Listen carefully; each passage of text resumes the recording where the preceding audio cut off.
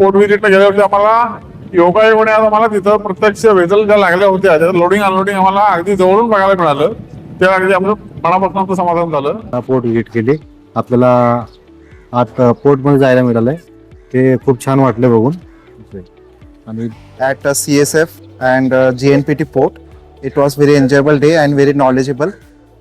In the session, they have only mentioned that we have number of ecoterms or we have some vessels, but today we got an opportunity to view the vessel in the live mode, and also the containers were available at live session.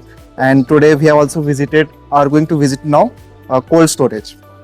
And it was great day. Thanks to AI Technology. Business incubation झालं होतं import export बद्दल.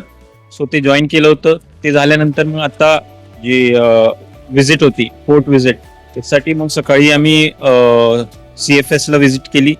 तिथून आम्हाला कळालं की refer containers कुठले वेगवेगळे प्रकारचे कंटेनर्स कसले असतात ते कळाले. सेकंड आम्ही विजिट केलं होतं ते शिव स्मारकला.